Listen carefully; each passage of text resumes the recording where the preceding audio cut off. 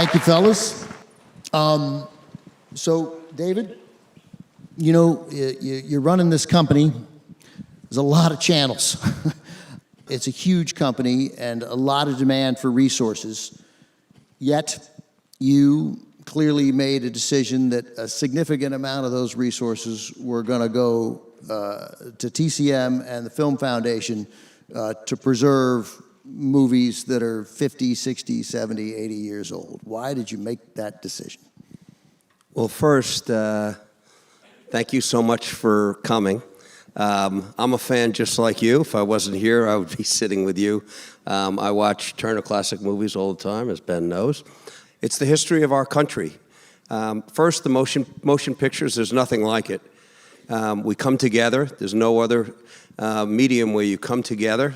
Most of the things we do alone. But you go to the theater with a friend, there are people around you, the lights go out, and it's magic. It happened to me when I was very young in Brooklyn, and I would go on the weekends with my dad. And it's that idea of a story, and it could change the way you see yourself, the way you see the world. And it's critically important, I think, particularly at this time, that we tell stories. It's now the 100th anniversary of Warner Brothers. It's surreal, and I'm so lucky to be sitting on top of this great historic company. But in the 30s, the Warner Brothers themselves did over 100 movies a year. So there was only radio, and people went to the theater, and if you lived on a farm in Oklahoma, that's what New York looks like. And that's how you dress when you go out on a date.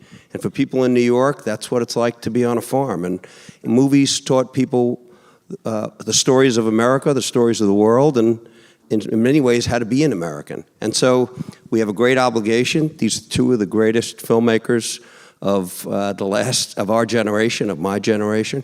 So I'm so thrilled to be here. And we're all in on the motion picture business. We want to tell a lot of stories that hopefully you all will go see and bring them to Main Street in America. We need it.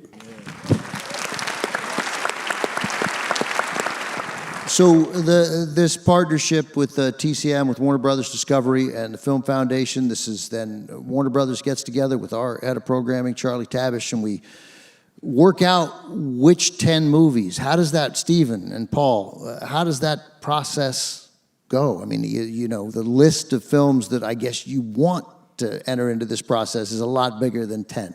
How do you pick them? Well, we have a board. You know, in 1990, Martin Scorsese put this entire film foundation together. He had discovered that half of the silent films ever made had the nitrate that it was printed on, the actual printing stock that is run through projectors and shown in theaters, had completely decayed and fallen apart. And so he launched a huge rescue operation, and he enlisted a lot of filmmakers of the time, Sidney Pollack, Stanley Kubrick. There were a lot of Francis Ford Coppola, myself, there were George Lucas. We all sort of joined him to go around to all the studios to get them to try to finance this rescue operation to save our cultural heritage. And we've been doing that. We've restored since 1990 about 997 films. Early on, the decision was made to restore films that we thought united a director, collected the body of work of that filmmaker, so nothing would be lost. And then we started to make decisions based on the quality of the negative, what was still survivable. And then, you know, we have a board and we all kind of make the decision. Margaret Brody of the Film Foundation, who manages everything, keeps me aware of titles that, you know, she would like to see restored. David and Warner Brothers have their own archivalist, and they have titles they'd like from the Warner Brothers archive to be preserved. And every studio does have that. But we try to find the films, not the films that are our favorite movies, but films that tell a very unique story of this country and the people of this country. And not only this country, but we're rescuing experimental films, documentaries. We're rescuing international films now. We've already rescued 97 international films. So this is something that's not going to stop. And I have to just say, I'm so proud that Marty, we were all very busy making our movies in 1990, and Marty put everything aside and said, no, we're prioritizing this. This is what needs to be done. Paul, I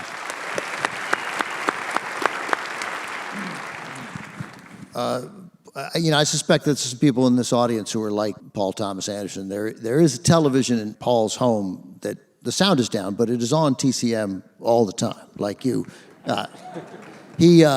You have understood right from as soon as you started making movies in your 20s that the history of this business mattered and was worth preserving. Well, sometimes it goes even beyond the history of the business. It ends up, I don't want to get philosophical, but it starts to end up being the protection of memories, like very, very important memories that we each individually have. Where was I when I saw E.T.? I remember it very well, and I remember the friends I was with, and I remember who I took to see that film, as much as I remember the film. So they're memories of our life. It's not, yes, it's the preservation of our work, but it's also preserving our memories, helping us to preserve those memories so that when you want to revisit that moment or that feeling of when you walked into a theater, you can.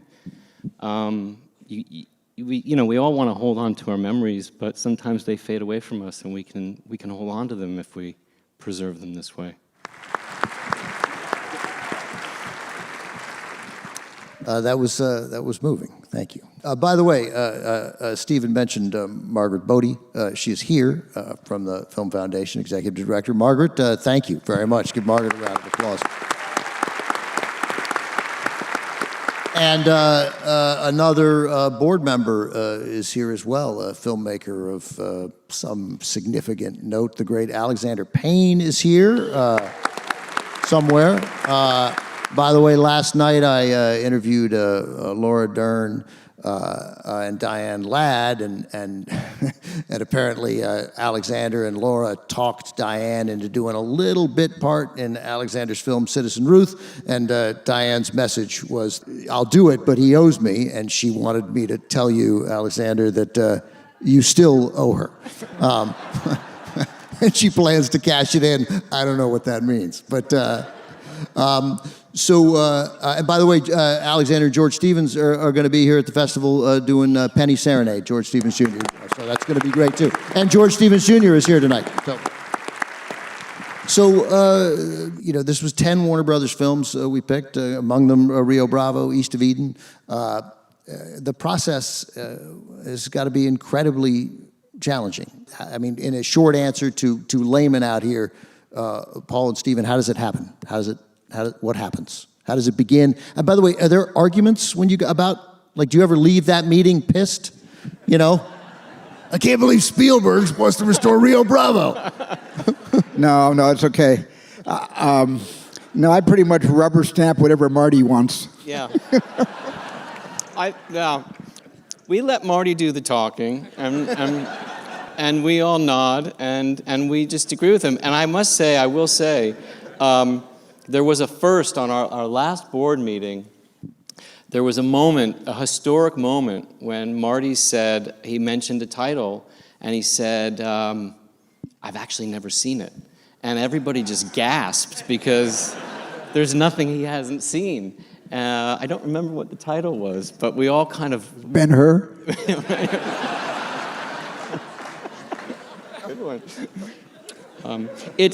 We follow Marty. I can remember what can happen, what has happened in the past. I just remember one instance. There's a great Max Ophuls movie called Caught, Robert Ryan, Barbara Bel Geddes, and we all know it and love it. But I can remember many years ago realizing that it was hard to find on DVD. It was hard to get, and I brought it up, and that became something that we pursued.